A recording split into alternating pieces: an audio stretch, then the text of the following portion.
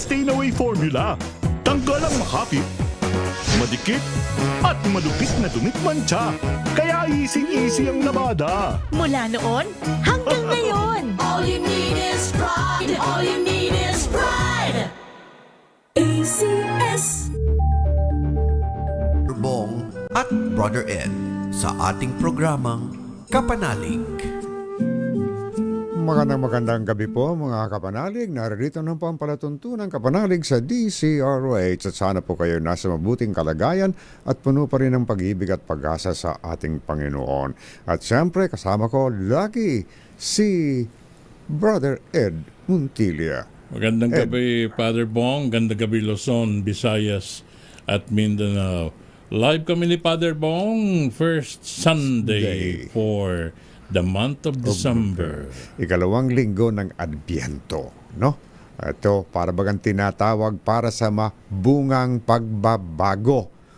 Pangunang salita, mga kapanalig, ang panahon ng Adbyentong ito ay isang bagong pagkakataong kaloob sa atin ng Panginoon upang iwaksi ang ating mga moral na kasiraan na kasing dami ng mga nakamamatay na palaso na matinding sumusugat at nalulugmok sa atin sa hukay ng moral na kalungkutan.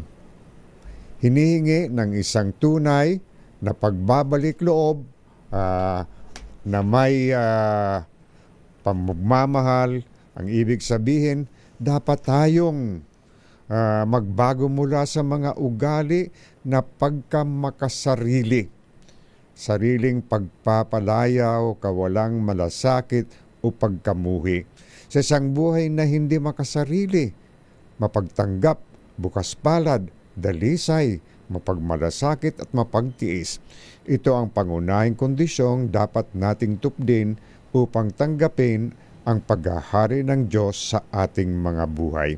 Hindi sapat ang paunang kilos ng kabutihang loob, pagiging masigasig ang pinakamahusay na tanda ng isang pagbabalik loob na tunay at pangmatagalan. Yan po mga kapanalig ang paunang salita at agad natin tunghayan ang unang pagbasa. Ito po ay hango sa aklat na Isaías, Kabanata 11, versikulo 1 hanggang 10. Pakinggan natin po.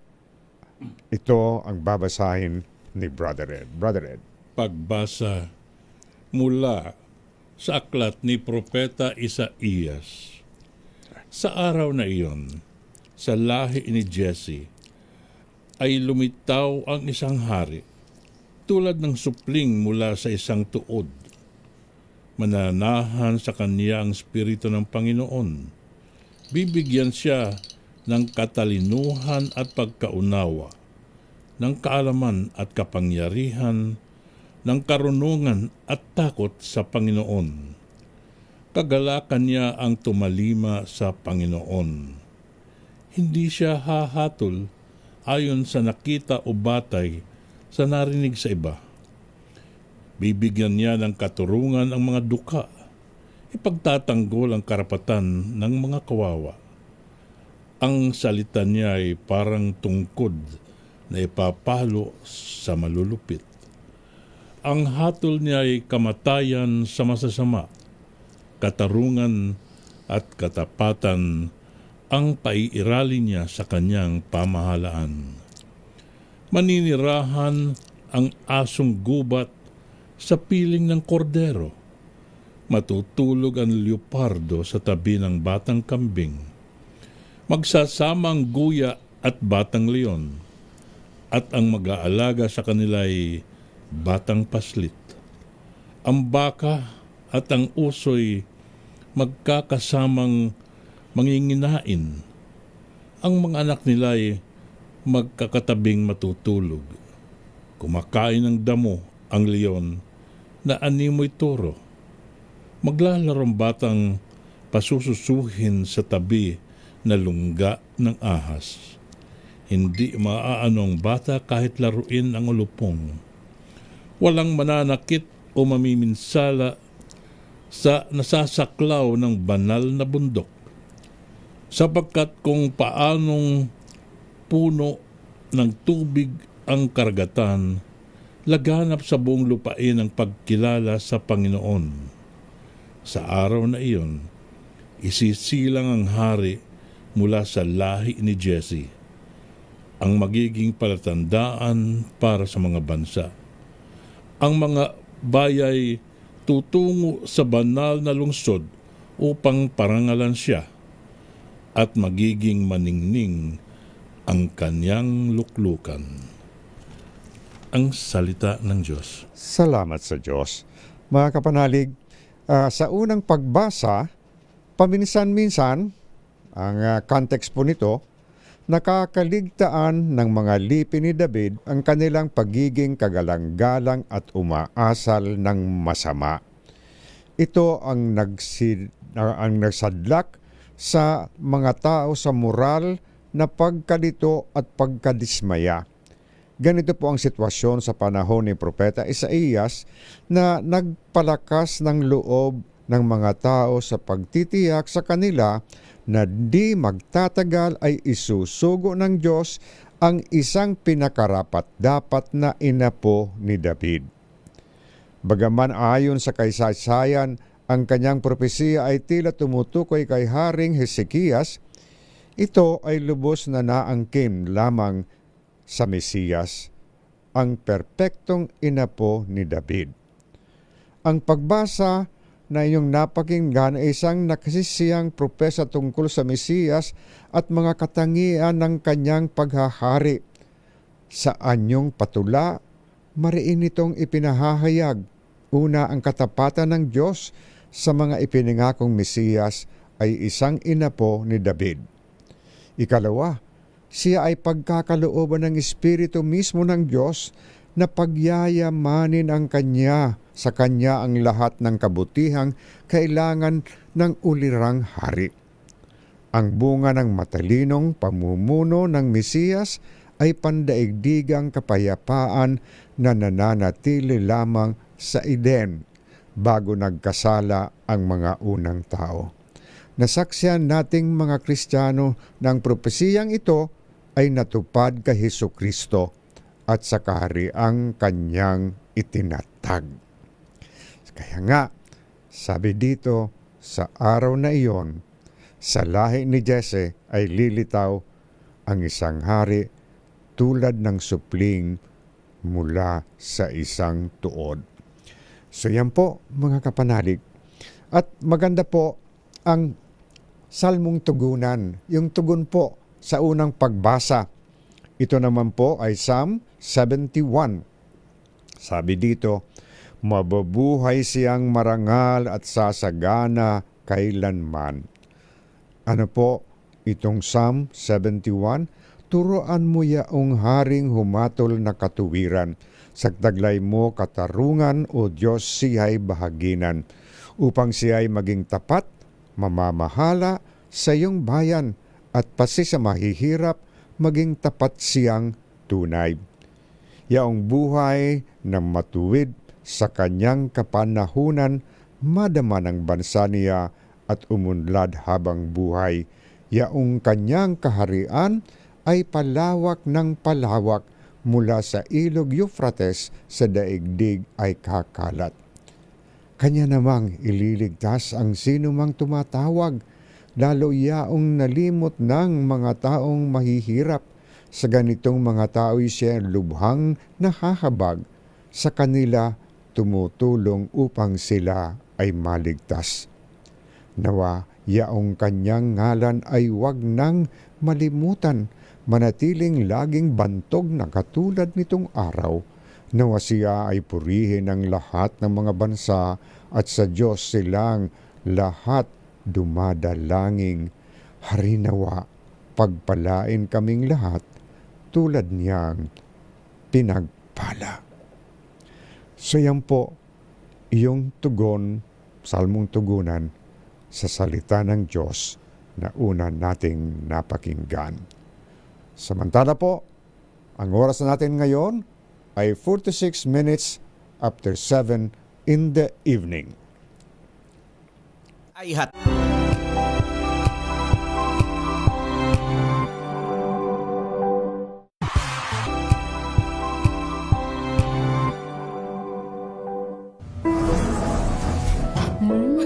Amoy forever.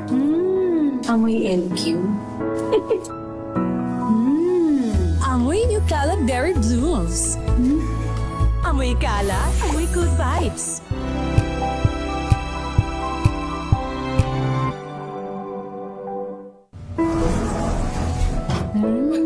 Amoy forever. Amoy LQ. Amoy New Cala Berry Blues. Amoy Cala, amoy good vibes.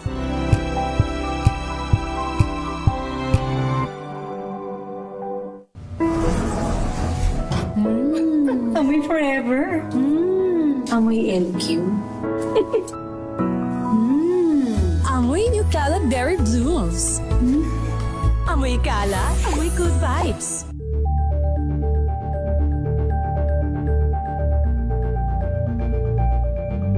Maulan man, no worries na amoy kulog ang damit. Charm Fabcon, bangong kumakabloom, tanggal amoy kulog sa bango ng charm. Kaya gamit ko, Charm Fabcon with Bloom Fresh technology. Kills 99.9% of kulob-causing bacteria. May aroma burst pa of thousands of flowers and berries. Ang sampay sa loob, no amoy kulob. Bangong kumakabloom sa charm. Charm Fabcon. ACS.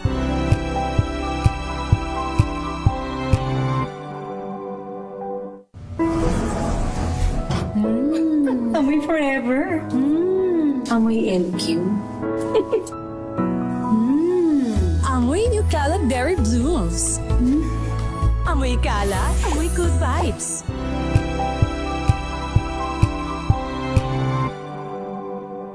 From the hottest hits, exclusive interviews,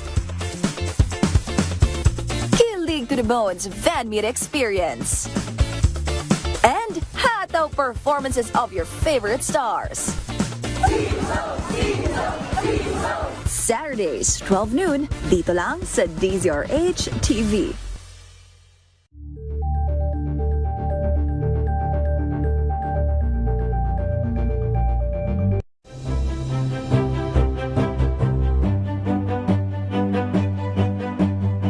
Hindi lang sa Metro Manila, pati rin sa Mega Manila.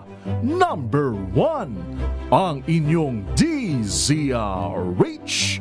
Ayon sa third quarter survey ng Kantar Media, number 1 sa Metro at Mega Manila, ang inyong DZRH.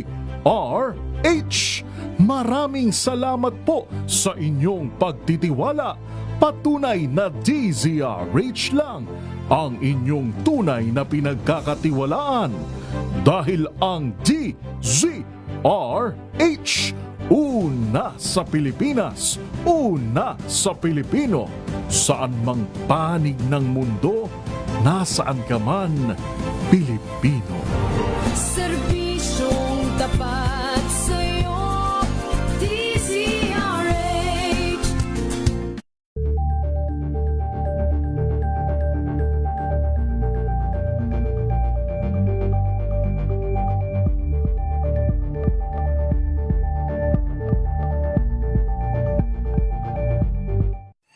Mga balitang gigising sa inyong umaga. Mga balitang kailangan mong malaman. Mapapakinggan sa ACS Balita sa 2x2. Kasama sina Anthony Taberna at Jerry Baha. Lunes hanggang Biyernes.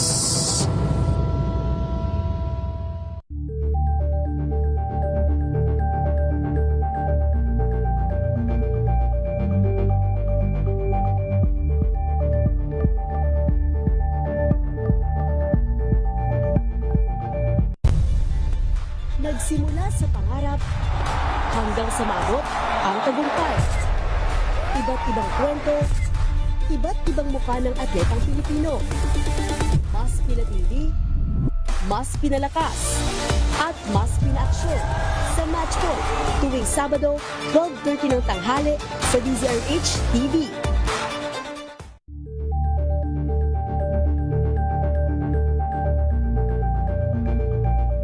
Curious ka ba sa maraming bagay? Kami na ang bahala dyan. Aalamin, tutuklasin at ibigyang linaw namin ang mga katanungang bumabagabag sa inyong isipan. Sa programa kung saan ang bawat sagot ay galing lamang sa mga eksperto. Ang Expert's Opinion, tuwing linggo 3:00 ng hapon, dito lang sa DZRH TV.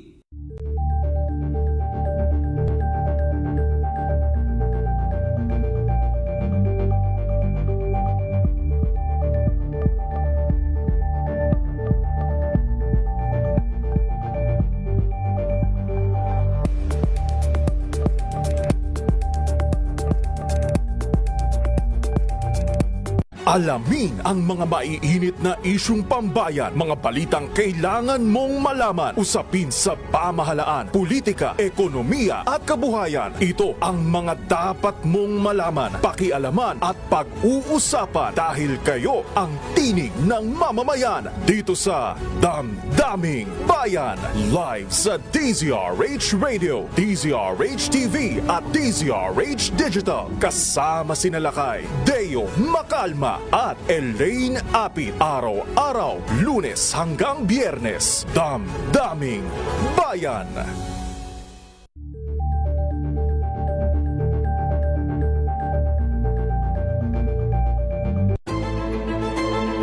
Pakikinggan ang bawat panig. When you fight for justice, think about the queer people. Kung hindi kami magkukwento, sino ang magkukwento para sa amin? Ang mga panawa. Kapanalig, Father Bong at Brother Ed sa ating programang Kapanalig. Okay, ayan po mga kapanalig, kaming dalawa ni Brother Ed nagbabalik. Brother Ed, meron ka na ba dyan ng mga text messages na natatanggap? Yes, Father Bong, mula kay Delia Doria. Good evening sa ating dalawa. Happy Sunday and God bless. Thank you, Delia. Si Buboy Puertos. Good evening, Father Bong. Brother Ed, pakibati po. Nanonood ako habang nangingisda dito sa Puerto Princesa, Palawan. Maraming salamat, Buboy. And si Daniel Burt. Good evening, Father Bong. 18 days na lang, Pasko na. Mabait si Daniel Burt. Watching from Brooks Point, Palawan. Nakikiramay po siya sa pagpanaw ng isang kapanalig, si Father Francisco Inano from Barangay San Pedro, Puerto Princesa. Thank you very much, Daniel Burt. Ayun, Father Bong. So, ayan po mga kapanalig at dadakot kaagad tayo sa ikalawang pagbasa. Ito naman po yung liham ni Pablo ni St. Paul sa mga taga-Roma, Kabanata 15, versikulo 4 hanggat 6. So, Brother Ed, dito po sa second reading. Pagbasa mula sa sulat ni Apostol San Pablo sa mga taga-Roma. Mga kapatid, anumang nasa kasulatan noon, nung pangunang panahon ay nasulat sa ikatututo natin, sapagkat lumalakas ang ating loob at nagkakaroon ng pag-asa kapag binabasa natin ang mga aral na matatagpuan dito. Loobin nawa ng Diyos na magpatatag at magpapalakas ng loob na mamumuhay kayong may pagkakaisa kay Kristo Jesus. Sa gayon, sama-sama kayong magpuri sa Diyos at Ama ng ating Panginoong Hesukristo.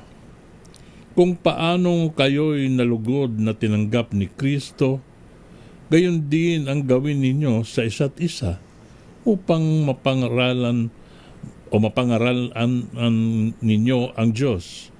Sinasabi ko sa inyo, si Kristo'y naging lingkod ng mga Hudyo upang ipakilala na tapat ang Diyos at tinutupad ang mga pangako niya sa mga patriarka. At ang mga hintil na may magpuri sa Diyos dahil sa kanyang habag. Ayon sa sinasabi ng kasulatan, kaya't papupurihan kita sa harapan ng mga hintil at aawitan ko ang iyong pangalan. Ang salita ng Diyos. Salamat sa Diyos. Mga kapanalig, bilang context, sa kanyang sulat sa mga mananampalataya ng Roma, malawakang tinalakay ni San Pablo ang madilim na gabi ng katiwaliang moral na kinalulubugan ng sangkatauhan. Ngunit higit niyang binigyan diin ang ginawa ng Diyos sa pamamagitan ni Jesucristo na iligtas ang lahat ng tao sa pamapanirang bunga ng gayong kalagayan. Simula sa kabanatang 12, yung napakinggan ninyo, ang bahaging kinabibilangan ng pagbasa, binalangkas ni Apostol ang mabisang paraan na dapat isabuhay ng mga mananampalataya ang mga kahingian ng kanilang binyag bilang tugon sa dakilang kabutihang loob ng Diyos. Sa pagbasa ngayon, maaaring pamagat nito mga tungkulin ng mga mananampalataya. Pagkat binabalangkas nito kung paano silang inaasahang ipakita ng kanilang pasasalamat sa Diyos sa kaligtasang dulot sa kanila ni Kristo, kasama sa talaan ng siping ito ang mamuhay ng kapayapaan sa isa't isa, pagkakaisa, pagtanggap ng bawat isa at kahandaang maglingkod sa iba sa pagtulad kay Jesus. Ginamit ang siping ito ngayon bilang palatandaan kung paano natin dapat ihanda ang ating mga sarili para sa pagdating ng Panginoon. Kaya sabi niya, anumang nasa kasulatan noon, pangunay nasulat sa ikatututo natin sapagkat lumalakas ang ating loob at nagkaroon ng pag-asang kapag binabasa natin ang mga aral na matatagpuan dito. At sa huli nga sinasabi sa inyo, si Kristo'y naging lingkod ng mga Hudyo upang ipakilala na tapat ang Diyos at tinutupad ang mga pangako niya sa mga patriarka. Ayon sa sinasabi ng kasulatan, kaya't papurihan kita sa harapan ng mga hintil at aawitan ko ang iyong pangalan.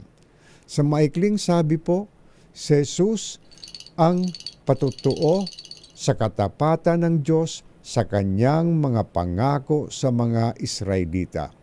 Siya rin ang buhay na tanda ng awa at pagmamahal ng Diyos sa mga pagano at sa lahat ng tao. So, ang tanong, ang pakikitungo mo ba sa iyong kapwa mananampalataya ay ayon sa pangaral ni Apostol Pablo? Tapat mo bang masasabing tinatanggap mo ang iyong kapwa tulad ng pagtanggap sa iyo ng Diyos? Maaari bang maging isang mabuting Kristiyano habang tinatanggihan ang hindi maibigan? Yan, dapat lahat po ay ating ibigin. Lahat ay kabahagi po ng buhay ng ating Panginoon sa mystical body. So yan po mga kapanalig, ang ikalawang pagbasa.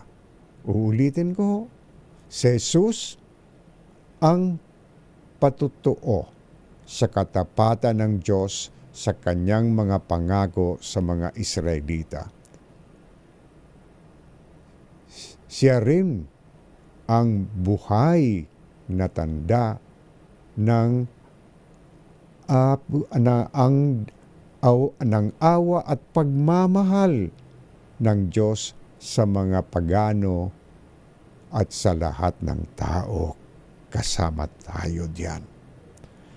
So yan po mga kapanalig, ang ikalawang pagbasa. At ang oras natin ngayon is 1 minute after 8 in the evening.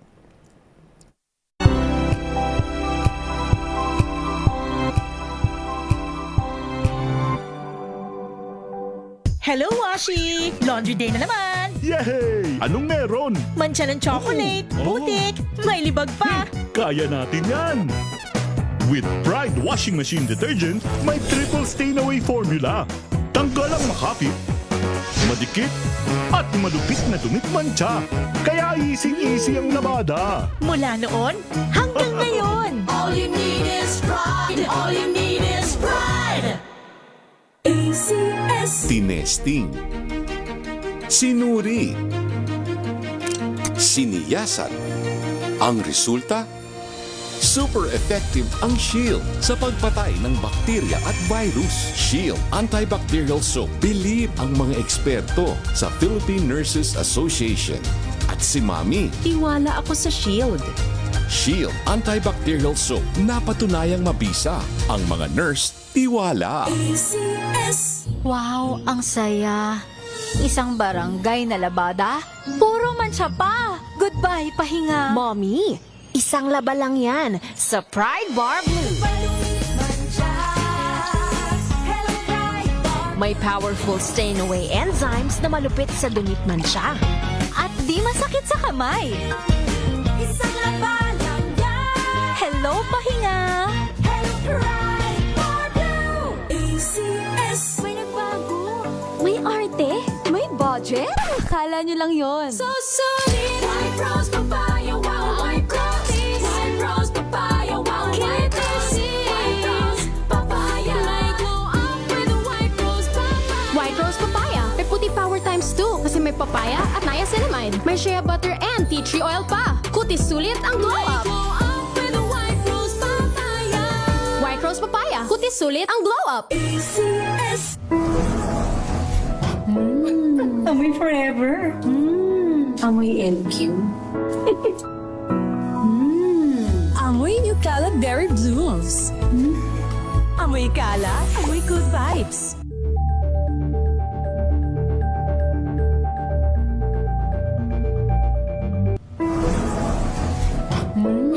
Amoy forever. Amoy LQ.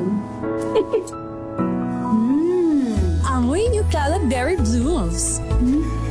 Amoy kala, amoy good vibes.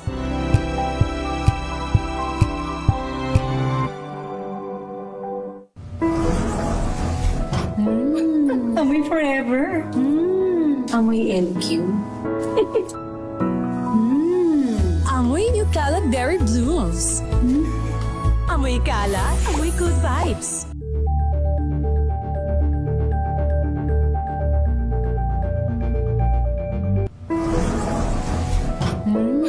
Amoy forever. Amoy LQ. Amoy New Caleb Berry Blooms. Amoy kala, amoy good vibes.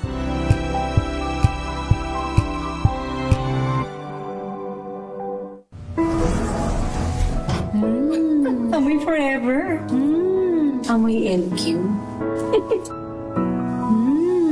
Amoy New Caleb Berry Blooms. Amoy kala, amoy good vibes.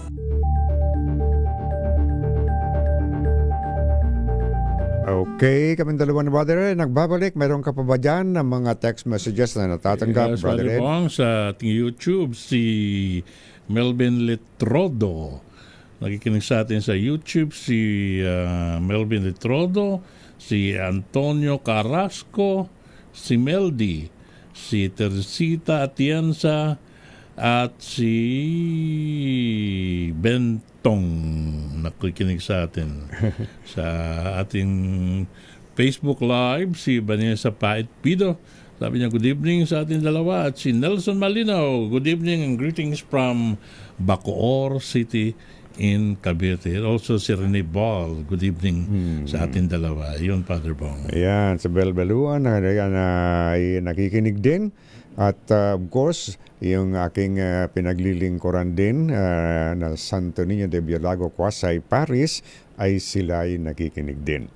So, at pinabati ko rin yung aking kapatid na si Oscar at saka si Fiel.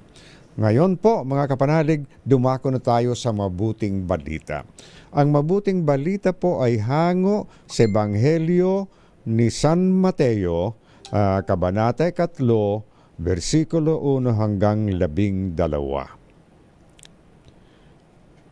Nang panahong iyon, si Juan Bautista ay dumating sa ilang ng mga Hudyo at nagsimulang mangaral.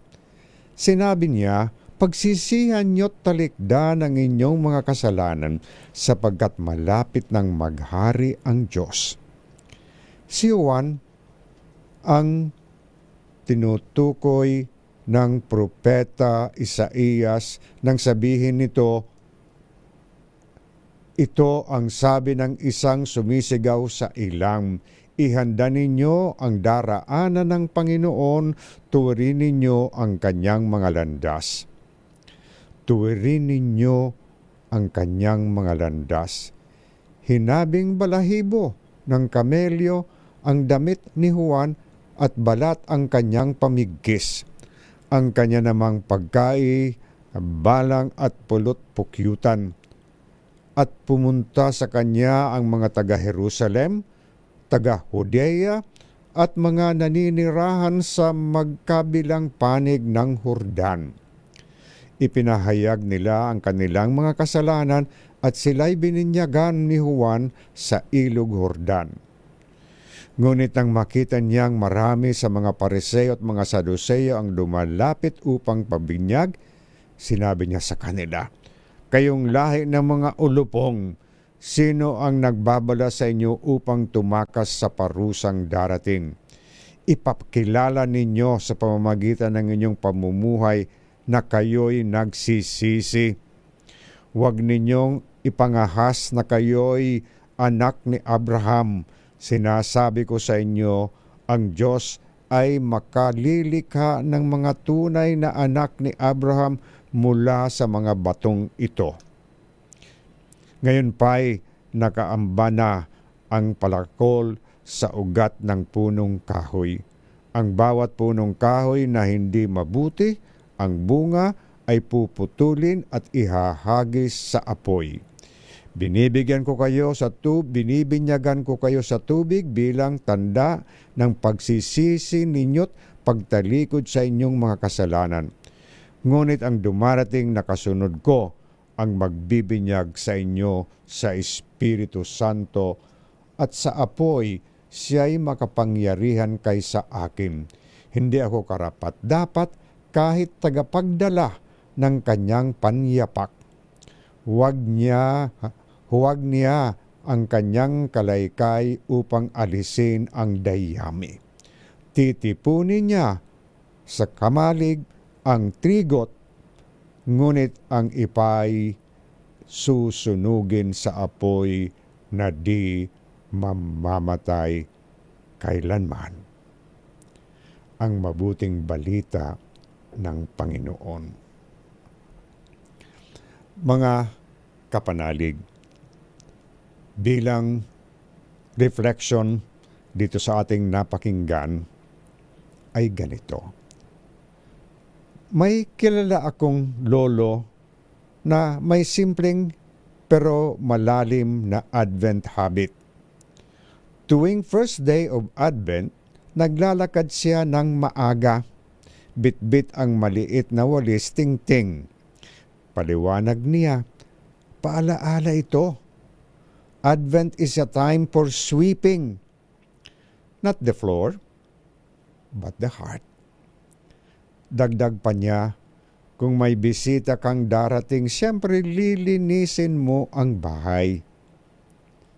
Advent, mga kapanalig, is that moment when God gently tells us, clean your inner room. Cleanse your heart. Ayusin mo ang puso mo. May darating. And that leads us today's gospel reading, the loud and fearless voice in the desert. John the Baptist reminding us what true preparation looks like. ang matunog at malinaw na mensahe ni Juan, "Repent, for the kingdom of heaven is at hand."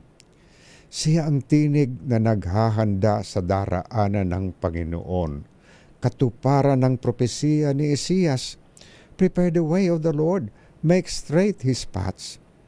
Pero paano daw tayo maghahanda? John is clear. Repent. Ang repentance is not simply feeling bad or guilty. Hindi siya guilt trip. Hindi siya self-punishment. Binabatikos na Jesus sa mga Pariseo at Saduceo dahil akala nila sapat na ang pangalan, heritage at status. Kaya sinasabihan niya ang mga ito at tayo rin. Real repentance must bear good fruit. Sa unang pagbasa, nagbibigay si Propeta Isaias ng isang beautiful vision of the Messiah, a shoot from stump of Jesse where justice, wisdom, and peace flourish. Ang ganda ng larawan, wolves and lambs living together, lions eating hay like oxen, signs of a world transformed by the presence of God. Napakagandang mundo. Kaya nga po, repentance is the doorway into that new world. This is not about creating a perfect life. Rather, it is about allowing God to create something new in us. St. John Climaco said, "Repentance is a contract with God for a second life." Advent is about new life, new direction, new mission. So what does this mean for us today? Gusto kong bigyan diin ang 4 na puntos. First, repentance is about sincerity. Lord, nagkamali ako. Nasaktan kita. Nais kong magbago at magsimulang muli. Hindi dahil nahuli tayo, kundi dahil may consequences, kundi dahil mahal natin ang Diyos. Sabi nga ni St. Alfonso Liguri, we are sorry first and foremost because we have offended God, the one who loves us most. And second, repentance requires honesty. Walang palusot, walang, siya kasi. We stand before God and say, ito po ako, broken, flawed, but loved. Honest acceptance is where healing begins. Only in truth can repentance begin. Thirdly, repentance means turning from and turning to. That is turning away from distraction, the pride, the habits that take us away from God. Turning toward His kingdom, the way of mercy, humility, and love. And fourth, repentance is not just changing behavior. It is embracing a new identity. God is doing something new in you, sa pamilya mo, sa buhay mo ngayon. Advent invites us to see ourselves not just as survivors, but as participants and protagonists in God's story of salvation. Madalas, namumuhay tayo na para bang ang buhay ay personal project lamang natin. Pero ang sinasabi at pinaalaala sa atin ng Adbyento ay, your life is not your solo project. It is God's sacred work. Ang panawagan ni Juan sa simple pero matindi, change your life. Pero huwag mag-alala. Hindi hinihingi ng Diyos na magbago tayo sa ganang sarili lakas natin. Hinihiling niya na buksan natin ang pintuan. Open the door so He can enter and change us from within. Kaya sa pagpapatuloy ng ating paglalakbay ngayong Adbyento, gawin natin itong daily prayer. Lord, sweep my heart clean, make straight my paths, create a new life in me. And trust this, when God sees even the smallest desire to return to Him, He rushes toward us with joy. This week, let repentance be your gift to God and new life will be His gift to you. We can say in prayer, Lord Jesus, in this holy season of Advent, sweep our hearts clean and make straight the paths that lead to you. Give us the grace of true repentance, sincere, honest, and life-giving. Turn us away from anything that dims your light and turn us toward the new life you desire for us. Enter the hidden places of our hearts and renew what is wounded, tired, and lost. May our small desire to return to you draw us deeper into your joy and mercy. Amen.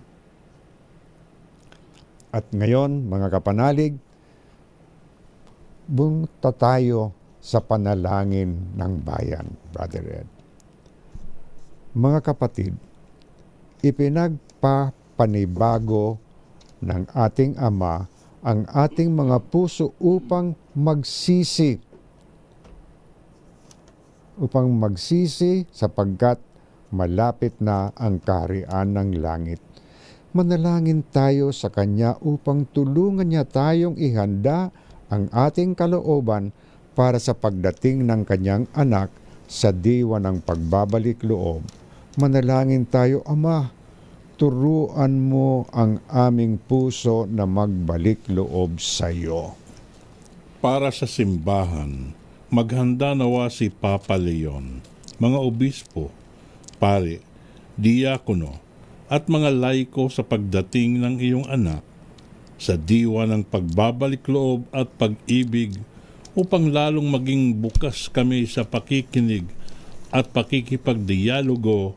Manalangin tayo. Ama, turuan mo ang aming puso na magbalik loob sa iyo. Para sa lahat ng lingkod bayan, bigyan mo sila ng pusong bukas sa pagbabalik loob. Ilayo mo sila sa mga tukso habang kanilang pinaglilingkuran ang aming bayan. Manalangin tayo. Ama, turuan mo ang aming puso na magbalik loob sa iyo. Para sa aming natitipon ngayon, bigyan mo kami ng kababaang loob upang kami makapagsisi ng buong buo ngayong panahon ng paghahanda sa pagdating ng iyong anak. Manalangin tayo. Ama, turuan mo ang aming puso na magbalik loob sa iyo. Para sa mga mahal naming namayapa, matamasan nawa nila ang iyong walang hanggang awa habang kanilang hinihintay ang muling pagdating ng aming Panginoon. Manalangin tayo. Ama, turuan mo ang aming puso na magbalik loob sa iyo. At sa ilang sandali ng katahimikan, itaas natin sa Diyos ang ating mga pansariling kahilingan. Gayon din ang mga taong lubos na nangangailangan ng ating panalangin.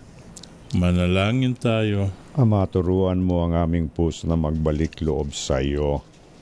Diyos naming Ama, pukawin mo ang aming mga puso tungo sa pagbabalik loob sa iyo upang kami maging karapat-dapat na tagapagdala ng iyong pag-ibig at kaligtasan sa pamamagitan ng Jesucristo na aming Panginoon. Amen. At ngayon mga kapanalig, dito sa ni Father Leo Martin Angelo Ocampo, sa sinasabi dito, sa kahabaan ng panahon ng Adbyento, muling lumilitaw sa ating mga pagbasa ang makapangyarihang katauhan ni San Juan Bautista. Siya ang tinig na sumisigaw sa ilang, nag-aanyaya sa ating magsisi at magbalik loob. Matapan niyang ipinalaala, ihanda ninyo ang daraanan ng Panginoon, tuwirin ninyo ang kanyang mga landas. Hindi lang paghihintay sa araw ng Pasko ang Adbyento, isa rin itong banal na paghahanda ng ating mga puso at sarili para sa pagdating ni Jesus. Bago natin salubungin ang prinsipe ng kapayapaan, kailangan muna nating tanungin ang ating sarili, handa na ba talaga tayo na tanggapin siya. Ang panawagan ni Juan ay hindi para pigilin ang ating galak, kundi upang dalisayan ito at palalimin ang pagkahulugan. Hindi killjoy o hadlang ang kaligayahan si Juan. Siya ang tagapagbantay nito.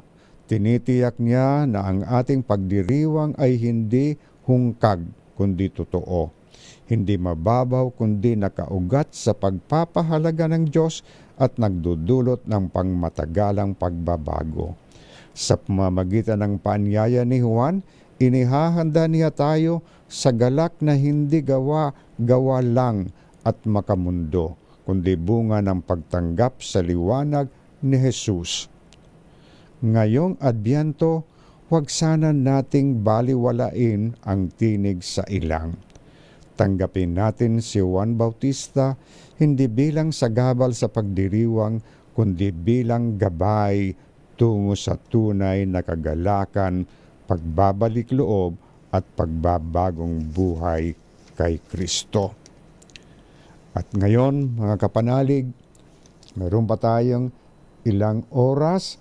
Ang magbagong buhay ay ang dahilan para sa gayong panawagan ay isa lamang, parating na ang paghahari ng Diyos. May pagbabalik loob pang matatawag nating pag-aalangan at walang katatagan?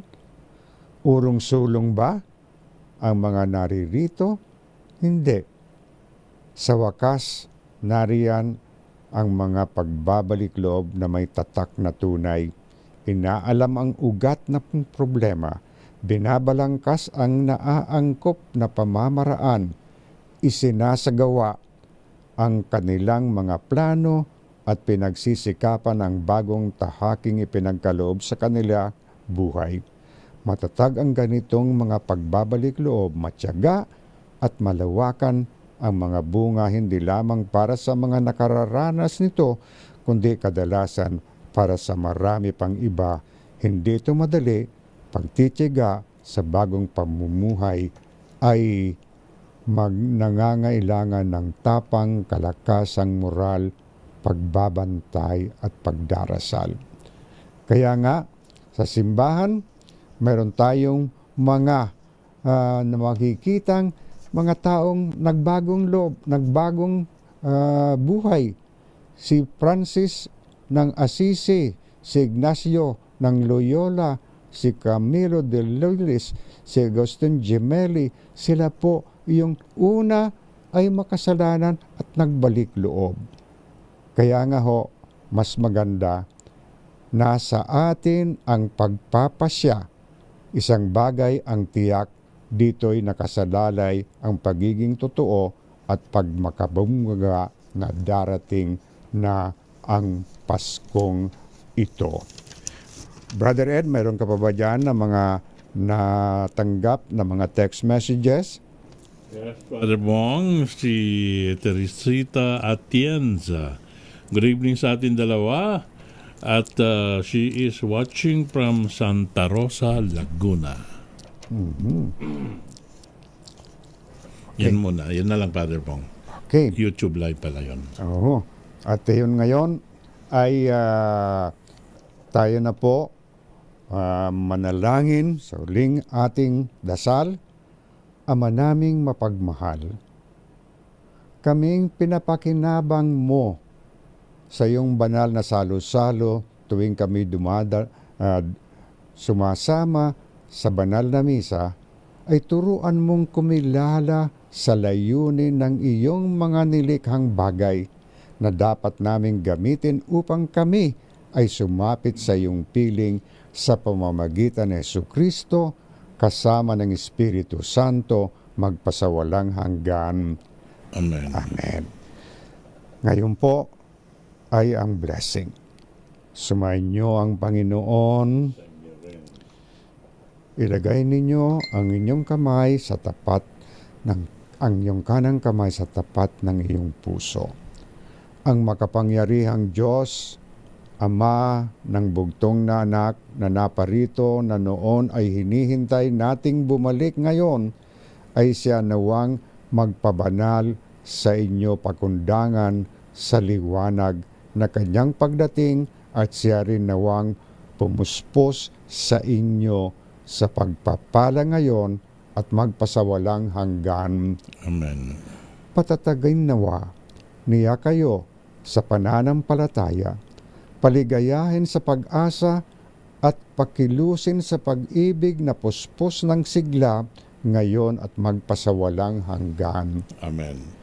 Kayong nagagalak sa pagdating ng nagkatawang taong manunubos ay puspusin nawa niya ng gantimpalang buhay na di matatapos kapag siya'y dumating na may kadakilaang lubos magpasawalang hanggan. Amen. Pagpalain kayo ng makapangyarihang Diyos, Ama at Anak at Espiritu Santo. Amen. Amen. Ayan po mga kapanalig, marami pang bagay na dapat natin matutunan. Ang mahalaga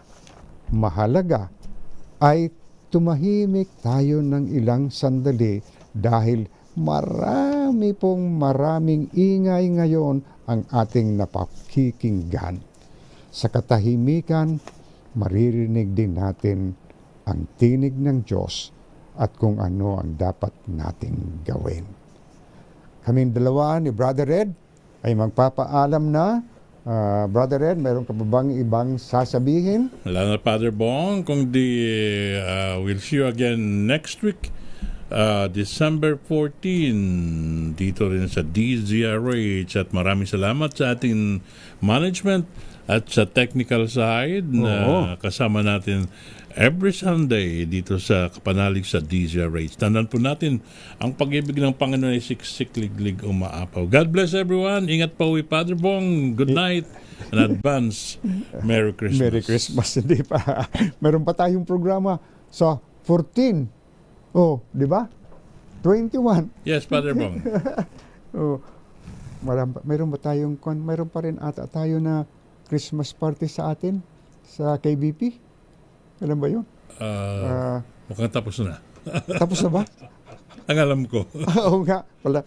Anyway, mga kapanalig, kaming dalawa ni Brother Red, nagsasabi sa inyo, sumainyo ang katotohanan ang ating Panginoon. God bless you all and God bless. Especially, meron hindi ba nabigyan ng parangal si Junig daw? MSAP Icon. Yun. At saka si Mr. Fred J. Elizalde, yung boss natin. Ayun po, mga kapanalig. Congratulations. So, God bless you, mga kapanalig. Always remember that God loves you in spite of what we have done, about the sins that we did. Still, the Lord continue to love us. Amen. Amen. Bye-bye.